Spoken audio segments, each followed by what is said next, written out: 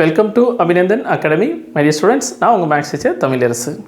இந்த வீடியோவில் நம்ம என்ன பண்ணலாம், எக்ஸசைஸ் 5.6ல் கொஸ்டின் நம்பர் 11 பார்க்க போகிறோம்.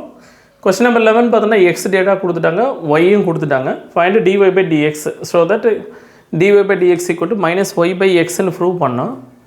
ஆக்சுவலாக பார்த்தீங்கன்னா ரெண்டு மெத்தடில் ப்ரூவ் பண்ணலாம், பராமெட்ரிக் ஃபார்ம்லேயும் ப்ரூவ் பண்ணலாம், இம்ப்ளிசிட் மெத்தட்லேயும் ப்ரூவ் பண்ணலாம். உனக்கு கொஸ்டின் வந்து பராமெட்ரிக் ஃபார்ம் அப்படின்னு எதுவும் மென்ஷன் பண்ண போகிறதில்ல.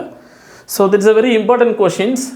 அதனால் நம்ம என்ன பண்ண போகிறோம், நான் நார்மலாக பராமெட்ரிக் மெத்தட் படி சால்வ் பண்ணால் அந்த ப்ராப்ளம் ரொம்ப லென்த்தியாக வரும். ஸோ சிம்பிளாக ஷார்ட்கட் மெத்தட் சால்வ் பண்ணிடலாமா?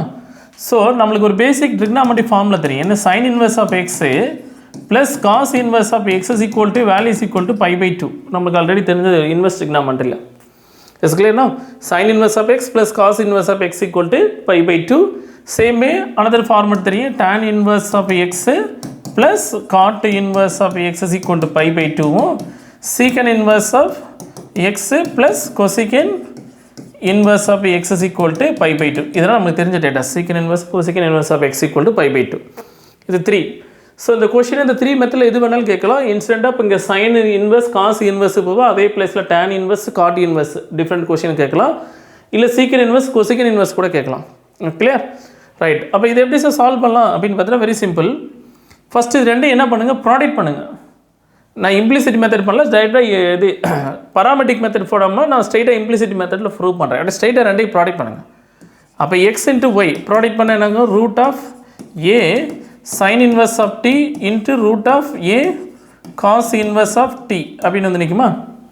ஸோ இப்போ ரெண்டையும் ரூட் தானே, காமன் ரூட்டாக கன்வெர்ட் பண்ணிக்கங்க. அப்போ x y is equal to root of a into sine inverse of t plus cos inverse of t இப்படி கன்வெர்ட் பண்ணிடலாமா?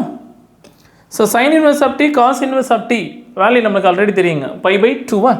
அப்போ here xy is equal to root of a power π/2. Okay, முடிஞ்சுங்களா?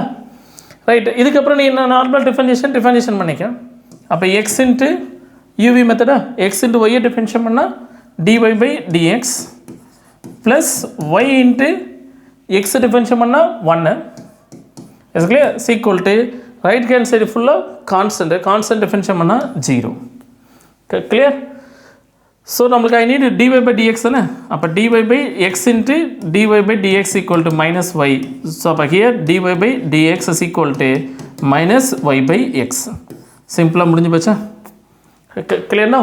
So இந்த மெத்தடில் போட்டிங்கன்னா உனக்கு ஈஸியாக இருக்குது. இல்லாட்டி நீ பராமெட்ரிக் ஃபார்மில் போட்டால் ரொம்ப லென்த்தியாக எழுத்துட்டு போயிட்டே இருக்கும். இது அதே டைமில் 2020 ஜெயியில் கொஷின் இதே மெத்தட் கொஷின் கேட்டது. A is equal to secant inverse of t, y is equal to a cosecant inverse of t, find dy by dx அப்படின்னு கேட்டிருந்தாங்க. ஸோ காம்படிட்டிவ் எக்ஸாம் ஓரியன்டாக இம்பார்ட்டன்ட் கொஷின் ப்ளஸ் உன்னோட போர்டுக்கு 3 mark question this question. Thank you.